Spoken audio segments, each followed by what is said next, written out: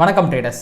Intraday trading most of the retail traders வந்து இன்ட்ராடேல தான் ட்ரேட் பண்ணுவாங்க. அவங்களோட கன்வீனியன்ட் வந்து அது ஈஸியாக இருக்குது அப்படிங்கிறதுனால தான் அதை பண்ணிகிட்டு இருக்காங்க. ஆனால் நிறையா ட்ரேடிங் மெத்தட் இருக்குல்லங்க, அதில் இருக்கிறதுலே ரொம்ப கஷ்டமான மாஸ்டர் பண்ணுறதுக்கு ரொம்ப டைம் எடுத்துக்கக்கூடிய ஒரு விஷயம் தான் இந்த இன்ட்ராடே ட்ரேடிங். ஏன்னா என்றைக்குமே மார்க்கெட்டை ரொம்ப ஷார்ட்டாக டைம் ஃப்ரேமில் அனலைஸ் பண்ணுறதும் சரி, அதில் ட்ரேட் பண்ணுறதும் சரி கம்பேரிட்டிவ்லி கஷ்டம் லார்ஜர் டைம் ஃப்ரேமோட கம்பேர் பண்ணும்போது. ஸோ 1 ஹவர்லையோ இல்லை 1 டேலையோ ட்ரேட் பண்ணுறீங்க அப்படின்னா அது கொஞ்சம் ஈஸியாக இருக்கும், உங்களுக்கு டைமும் கிடைக்கும், நிறையா பஃபரும் கிடைக்கும். ஆனால் இன்ட்ராடே அப்படிங்கும்போது வாட் எவர் ஹேப்பன்ஸ் ஒரு நாளுக்குள்ள நம்ம அந்த ட்ரேடை முடிச்சு தான் ஆகணும். அண்ட் 1 மினிட் 3 மினிட் 5 மினிட்லாம் ட்ரேட் பண்ணும்போது மார்க்கெட்டில் ரொம்ப வாலட்டிலிட்டி அதிகமாக இருக்கும், அதனால் லாஸ் பண்ணுறதுக்கும் நிறைய வாய்ப்புகள் அப்படிங்கிறது இருக்கும். அதன் காரணமாக நீங்கள் ட்ரேடிங்கில் கடைசியாக வந்து பண்ணக்கூடிய ஒரு இன்ட்ராடே ட்ரேடிங்கை நம்மளுடைய கன்வீனியன்ஸுக்காகவும் இல்லை எல்லாருமே அதான் பண்ணுறாங்க நம்மளும் அதான் பண்ணணும் போல் இருக்குது அப்படிங்கிறதுக்காகவும், இன்னும் சில பேர்லாம் ட்ரேடிங்னாலே அது இன்ட்ராடே ட்ரேடிங் தான் அப்படிங்கிற மாதிரி ஒரு நினப்புலையுமே வந்து பார்த்திங்கன்னா இந்த இன்ட்ராடே ட்ரேடிங்கை பண்ணிகிட்டு இருப்பீங்க. அதனால் நீங்கள் லாஸ் பண்ணுறதுக்கான வாய்ப்புகளும் ரொம்ப அதிகமாகும். நான் முன்னாடியே சொன்ன மாதிரி ஷார்ட் டைம் ஃப்ரேமில் ட்ரேட் பண்ணுறதுனால. அது மட்டும் இல்லாமல் ஒரு நாளுக்குள்ளே அந்த ட்ரேடு முடியுது அப்படிங்கிறதுனால நீங்கள் again and again over trading பண்ணுறதுக்கான ஆப்பர்ச்சுனிட்டி அப்படிங்கிறது இன்ட்ரா ட்ரேடிங்கில் ரொம்பவே அதிகமாக இருக்கும். ஸோ நீங்கள் உங்கள் மைண்டை கண்ட்ரோல் பண்ணல அப்படின்னா, சப்போஸ் அன்றைக்கி லாஸ் ஆகிடுச்சுன்னா விட்ட காசை அன்றைக்கவே பிடிக்கணும் அப்படிங்கிற மாதிரியோ, இல்லை வந்து ப்ராஃபிட்டுக்கு போயிட்டு நீங்கள் லாஸுக்கு வந்துட்டிங்கன்னா அடலாம் நம்ம முன்னாடி ப்ராஃபிட்டில் இருந்தோமே இப்போ லாஸுக்கு போயிட்டோமே அட்லீஸ்ட் பிரேக் ஈவன்லாச்சும் முடிக்கலாம், இந்த மாதிரி ஒரு மன ஓட்டம் வந்து எல்லாத்துக்குமே வர்றது இயல்பு, எல்லா மனுஷங்களுக்குமே அது வரும். அதன் காரணமாக ஒரு பவுண்டரி நீங்கள் செட் பண்ணிக்காமல், ஒரு ரூல்ஸை போடாமல் நீங்கள் வந்து ஓவர் ட்ரேடிங் பண்ணி நிறையா காசு லாஸ் பண்ணுறதுக்கும் நிறையா வாய்ப்புகள் இருக்குங்க. நான் வந்து ரீசெண்டாக வந்து ஒருத்தர் வந்து மென்டார்ஷிப் ப்ரோக்ராமில் வந்து அவருக்கு நான் வந்து ட்ரேடிங் பண்ணுறதுக்கு சொல்லிக் கொடுத்தேன். அவர் வந்து நல்லா ப்ராஃபிட் பண்ணிட்டு இருந்தார். திடீர்னு வந்து நேற்று என்கிட்ட ஒரு கேள்வி கேட்டார். இந்த ஓவர் ட்ரேடிங் பற்றியும் அவர் பண்ண லாஸை பற்றி என்கிட்ட வந்து ஷேர் பண்ணிக்கிட்டு இருந்தார். அதுக்கு நான் அவருக்கு வந்து பார்த்திங்கன்னா ஒரு ஆன்சர் கொடுத்தேன்.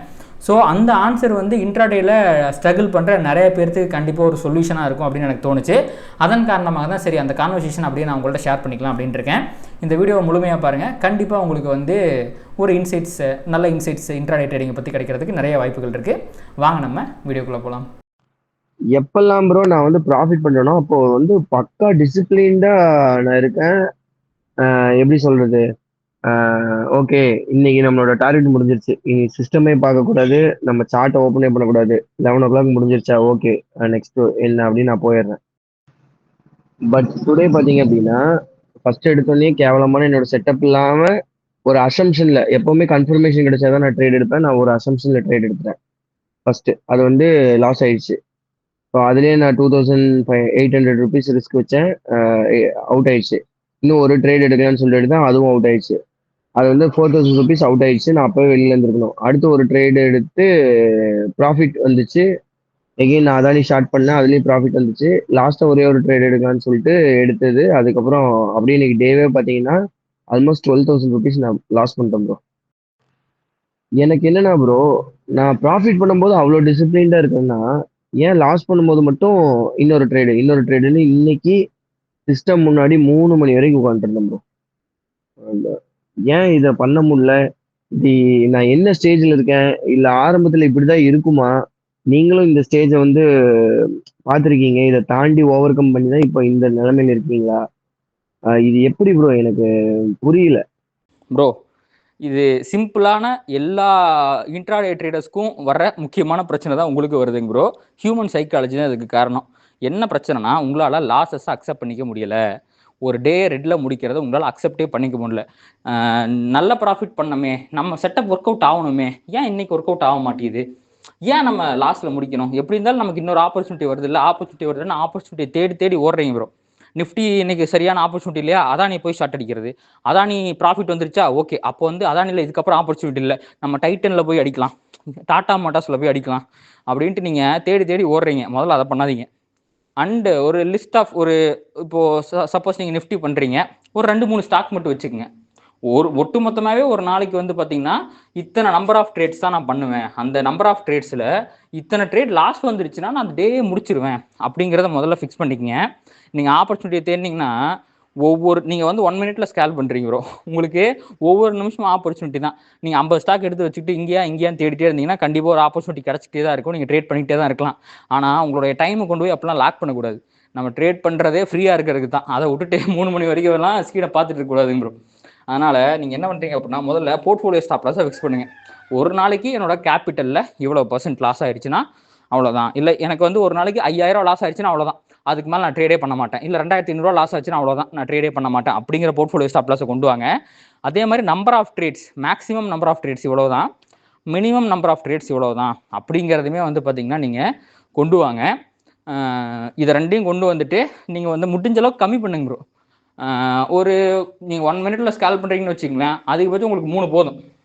2 ஸ்டாக் ஒரு இண்டெக்ஸ், இல்லை 3 ஸ்டாக்கு, இல்லைனா Nifty bank Nifty mid cap இருக்குது பார்த்தீங்களா, அதை கூட எடுத்துக்கலாம். ஏதாவது ஒரு 2-3 மட்டும் வச்சுக்கோங்க ப்ரோ. இருக்கிற எல்லாத்தையும் நீங்கள் வந்து முதல்ல பார்க்கக்கூடாது. மேபி நீங்கள் முன்னாடி நாளே ஸ்க்ரீன் பண்ணி வச்சிங்க அப்படின்னா அதுலேயுமே ஒரு 3 மட்டும் ஸ்க்ரீன் பண்ணுங்கள். அதில் ஆப்பர்ச்சுனிட்டி இல்லைன்னு வச்சுக்கோங்களேன், அடுத்த நாளுக்கு போயிருங்க. ஏன்னா நான் பார்த்த வரைக்கும் வின்னிங் அக்யூரஸிலாம் எங்கேயோ இருக்குங்க ப்ரோ, ஒரு 70-80% வருதுன்னு நினைக்கிறேன் உங்களுக்குலாம். அப்படி இருக்கும்போது ஒரு நாள் லாஸில் முடிச்சா என்ன பிரச்சனை வந்துட போகுது? நீங்கள் அதுவும் இல்லாமல் ரிஸ்க் ரிவார்ட்லாம் வெறித்தனமாக வேறு எடுக்கிறீங்க, 1:4 1:5 எடுத்துகிட்டு இருக்கீங்க. அப்போது அப்படி நீங்கள் அவ்வளோ ரிஸ்க் ரிவார்டு எடுக்கும்போது உங்களுக்கு 30-40% வின்னிங் அக்யூரசி வந்தாலே ப்ராஃபிட் ஒரு மாதம் முடியும் போது எங்கேயோ நிற்கும் ப்ரோ. அதுவும் பத்தாதுன்ட்டு நான் எவ்ரிடே வந்து ப்ராஃபிட் பண்ணணும் அப்படின்னு நீங்கள் நினைக்கிறீங்க. அதை நினைக்காதீங்க. ஒரு டே லாஸ் வருதுன்னா போர்ட்ஃபோலியோ ஸ்டாப் லாஸோட அதை அக்செப்ட் பண்ணி பழகுங்க. முதல்ல லாஸ் அக்செப்ட் பண்ணி பழகுங்க ப்ரோ, இது ப்ராபபிலிட்டி கேம்னா. அண்ட் ரெண்டாவது நீங்கள் சொன்னீங்க பார்த்தீங்களா, இன்னைக்கு ரேண்டமாக ஒரு செட்டப் வந்துச்சு, என்னோட ஹை கன்விக்ஷன் செட்டப்பே இல்லாமல் இருந்துச்சு, இருந்தாலுமே நான் எடுத்துட்டேன், அதை பண்ணாதீங்க ப்ரோ. இது வந்து இம்பேஷன்ஸை குறிக்குது. நான் வந்து இத்தனை மணிக்குள்ள ட்ரேட் பண்ணி முடிச்சே ஆகணும் அப்படிங்கிற மாதிரி ஒரு இம்பேஷன்ஸை கொடுக்குது. அதனால உங்கள் ஹை ப்ராபபிள் செட்டப் வந்தால் மட்டும் பண்ணுங்க. நம்பர் ஆஃப் ட்ரேட்ஸு ஒரு நாளைக்கு இவ்வளோ தான். சப்போஸ் லாஸ் வந்தால் 2 ட்ரேட் லாஸ் வந்தாலே நான் வந்து விட்டுருவேன், முடிச்சுவேன் அப்படிங்கிறத பண்ணுங்க. சப்போஸ் ப்ராஃபிட் வந்தால் நான் பண்ணுவேன், ப்ராஃபிட்டை ரிஸ்க் வச்சு பண்ணுவேன், அதுக்கும் லிமிட் வச்சுக்கோங்க. ஆனால் ஒரு இப்போ நீங்கள் அதிகபட்சம் ப்ரோ என்னதான் நீங்கள் ஸ்கேல்பராக இருந்தாலும் நான் சஜஸ்ட் பண்ணுறதுலாம் ஒரு 3 ட்ரேடுக்கு மேலே, இல்லை அதிகபட்சம் 4 ட்ரேடுக்கு மேலே ஒரு நாளைக்கு எடுக்காதீங்க ப்ரோ. அது ப்ராஃபிட்டாக இருந்தாலும் சரி லாஸாக இருந்தாலும் சரி, அதுக்கு மேலே ஹியூமன் கெப்பாசிட்டி இருக்காதுங்க ப்ரோ. நம்ம டிசிஷன் எடுக்கிறதுக்கு பொறுமையாக இருக்கிறதுக்கு இருக்காது. அதனால் நம்பர் ஆஃப் ட்ரேட்ஸை முதல்ல லிமிட் பண்ணுங்கள். சப்போஸ் ப்ராஃபிட் பண்ணிட்டீங்கன்னா வேணா உங்களுக்கு ஆப்பர்ச்சுனிட்டி கிடச்சிட்டே இருக்கு, நல்ல ட்ரெண்டிங் டே உங்களுக்கு கரெக்டாக வந்து உளுந்துக்கிட்டே இருக்குது அப்படின்னா இதுக்கு முன்னாடி ட்ரேடில் எடுத்த ப்ராஃபிட்டை ரிஸ்க்காக வச்சு நீங்கள் ஸ்கேல் அப் பண்ணிட்டே போங்க. அதுவும் 4 ட்ரேடுக்கு மேலே நான் சஜஸ்ட் பண்ண மாட்டேன் ப்ரோ. நம்பர் ஆஃப் ட்ரேட்ஸை லிமிட் பண்ணுங்கள். லாஸ் பண்ணிட்டீங்கன்னா முடிஞ்ச அளவுக்கு வந்து அந்த டே வந்து ஓகே லாஸ் அக்செப்ட் பண்ணிட்டு வெளியே வந்துருங்க. 2 ட்ரேட் லாஸ் ஆகும் ஒரு நாளைக்கு, அவ்வளோதான். அதுக்கு மேலே நான் பண்ண மாட்டேன், என் நாள் சரியில்லை. சப்போஸ் நான் கண்டினியூஸாக ப்ராஃபிட் பண்ணுறேன்னா என் நாள் நல்லா இருக்குது. ப்ராஃபிட் எல்லாரும் பண்ணுற தப்பு இதாங்க ப்ரோ. லாஸ் பண்ணும்போது அவங்க திருப்பி பண்ணுவாங்க, ப்ராஃபிட் பண்ணும்போது திருப்பி பண்ண மாட்டாங்க. ஸோ நீங்கள் ப்ராஃபிட் பண்ணும்போது வேணால் திருப்பி பண்ணுங்கள். லாஸ்னா 2 லாஸ்னா அவ்வளோதான், என்னோட கோட்டா முடிஞ்சிருச்சு அப்படின்ட்டு வெளியே வர பாருங்கள். இது எல்லாமே சரியாயிரும் ப்ரோ. இது வந்து ரொம்ப பேசிக்கான எல்லாத்தையுமே வரக்கூடிய சைக்காலஜிக்கல் எரர் தான். அண்ட் இது ஈஸியாக ஓவர் கம் பண்ணிடலாங்க ப்ரோ. முதல்ல நம்பர் ஆஃப் ட்ரேட்ஸு, அப்புறம் வந்து stop loss, portfolio stop loss, இத்தனை ட்ரேட் லாஸ்னால் அதுக்கப்புறம் எத்தனை ஆப்பர்ச்சுனிட்டி வந்தாலும் நான் எடுக்க மாட்டேன் அப்படிங்கிற இதுங்க ப்ரோ. அண்டு ஒரு நாளைக்கு ஒரு தப்பான ட்ரேடு உங்கள் செட்டப்பில் இல்லாத ஒரு ட்ரேடை எடுத்துட்டிங்கன்னா அது லாஸ் ஆயிடுச்சுன்னு வச்சுங்களேன், அது நீங்களே உங்களுக்கு கொடுக்குற பனிஷ்மெண்ட்டுன்னு நினச்சிக்கிட்டு அந்த டே ஸ்கிப் பண்ணிடுங்க. அந்த கண்ட்ரோல் வந்துருச்சுன்னு வச்சுக்கோங்களேன், அந்த மைண்ட் செட் முதல்ல உங்களுக்கு வரணும், நம்ம ஸ்கிப் பண்ணிடலாம் அப்படின்ட்டு. அந்த ஸ்கிப் பண்ணிட்டீங்கன்னா அடுத்த நாள் அந்த தப்பு நீங்கள் பண்ண மாட்டீங்க. ஸோ ரெக்டிஃபை பண்ணிட்டே வரலாம் ப்ரோ. இதெல்லாம் சின்ன இதுங்க ப்ரோ. நானும் இதெல்லாம் கண்டிப்பாக வேஸ்ட் பண்ணியிருக்கேன். நான் ஓவர் கம் பண்ணிட்டேன் ப்ரோ, அதெல்லாம் ஈஸியாக ஓவர் கம் பண்ணிட்டேன். நீங்களும் இந்த மாதிரி விஷயங்களை பேசிக்காக நம்ம வந்து பேஷன்ஸை வளர்த்துக்கிட்டாலே இதெல்லாம் ஈஸியாக ஓவர் கம் பண்ணிடலாம் ப்ரோ. நீங்கள் கொஞ்சம் பொறுமையை வளர்த்துக்குங்க, மைண்ட் கண்ட்ரோலையும் வளர்த்துக்குங்க.